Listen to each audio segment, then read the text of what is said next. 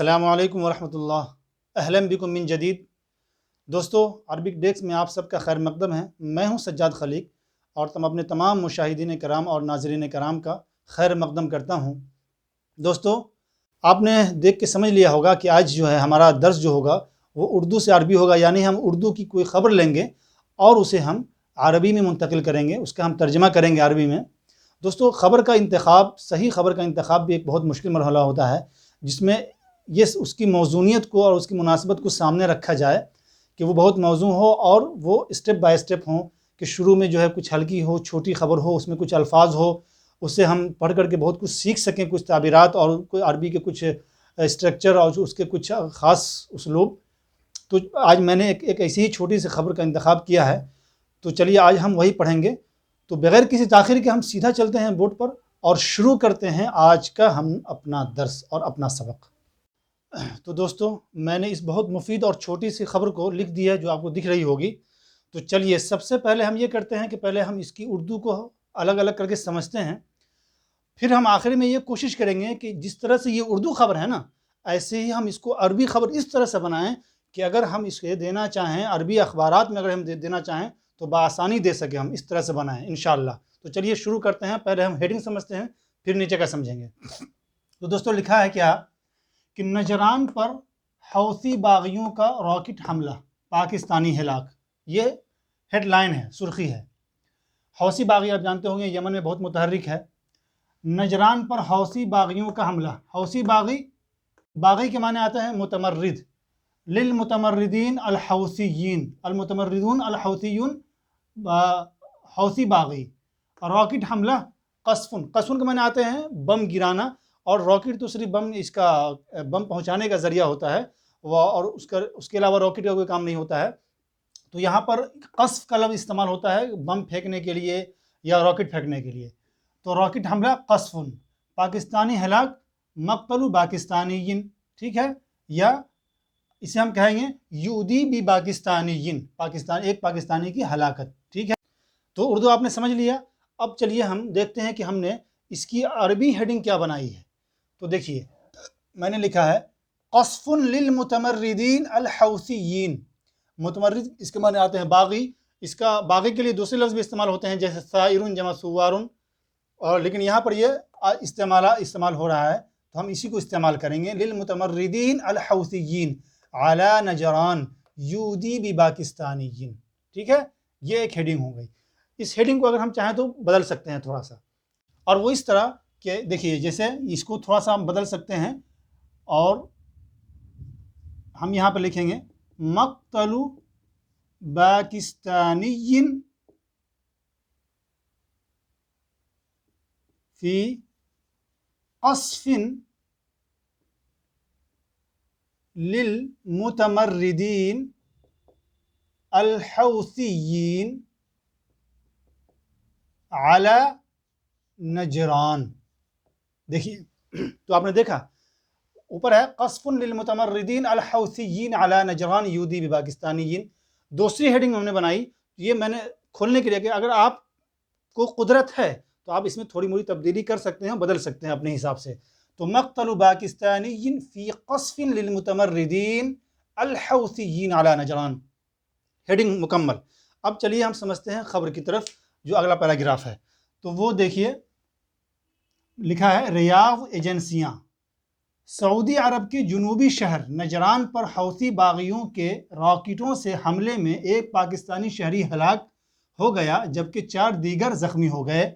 یہ تو آپ سمجھیے، سعودی عرب کے جنوبی شہر کے لیے جنوبی استعمال ہوتا ہے، شہر مدینہ نجران پر حوثی باغیوں المتمردون الحوثیون راکٹ سے حملوں میں قصفن، ٹھیک ہے، ایک پاکستانی ہلاک، مقتل پاکستانیین، جبکہ 4 دیگر زخمی ہو گئے، اصیب اربعۃ آخرون، جبکہ 4 دیگر زخمی ہو گئے، ٹھیک ہے۔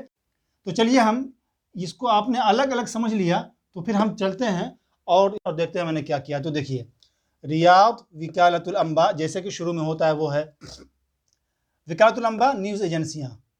تو اس میں کیا لکھا ہوا ہے، تو دیکھیے میں نے کیا لکھا، قتل مواطن پاکستانی وَأُصِيبَ 4 آخرون، دیگر 4 زخمی ہو گئے، فی قصف للمتمردین الحوثیین علی مدینۃ نجران بجنوب المملکۃ العربیہ السعودیہ۔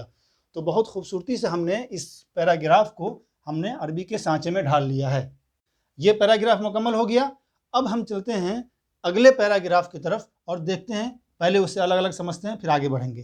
تو دیکھیے، عرب ٹی وی التلفزیون العربی کے مطابق آج کی صبح یمن کی سرزمین سے من صباح الیوم، آج کی صبح یمن کی سرزمین سے من ارض الیمن داغے گئے 5 راکٹ۔ داغنا اطلق اطلاقاً، اطلق القذف یا القذائف، اس کے معنی آتے ہیں بم یا راکٹ داغنا۔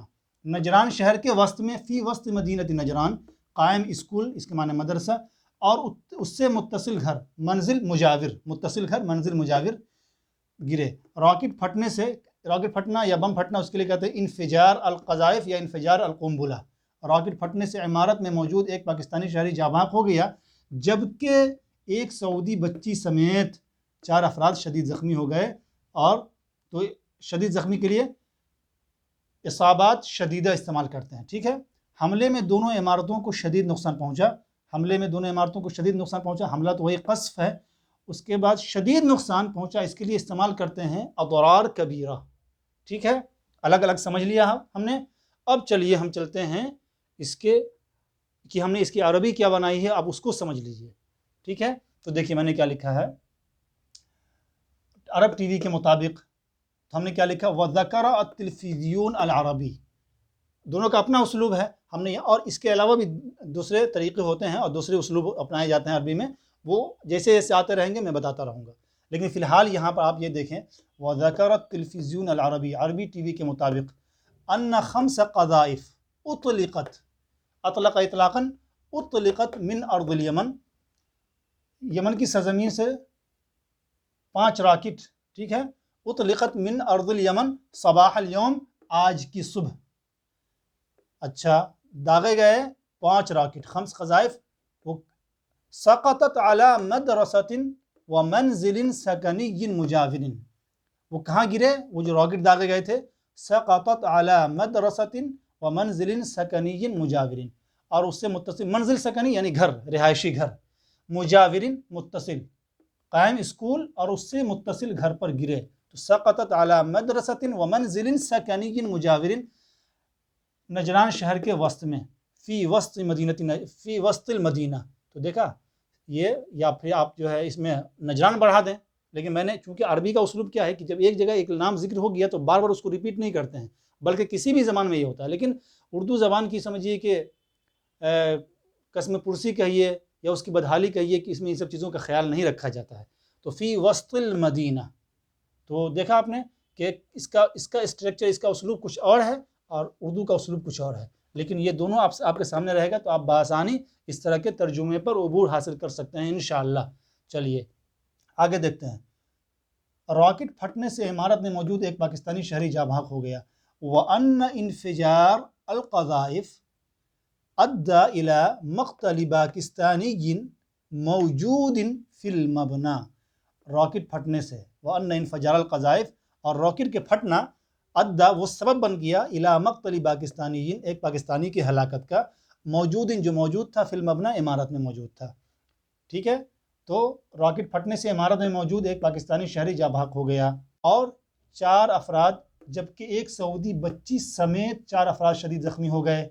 یہ اسلوب ہے، تو ہم اس کو کیسے ہم ادا کریں گے، تو ہم کہیں گے وَإِصَابَةِ 4 أَشْخَاصٍ، اس کو ہم پہلے لائیں گے، مِن بَيْنِهِمْ طِفْلَةٌ سعودیۃ، جبکہ ایک سعودی بچی سمیت 4 افراد شدید زخمی ہو گئے، تو یہ 4 افراد شدید زخمی ہو گئے کو ہم پہلے لائیں گے، وَإِصَابَةِ 4 أَشْخَاصٍ اس کو آخر میں لائیں گے کہ ان کے درمیان طفلۃ سعودیۃ، ایک سعودی بچی بھی تھی۔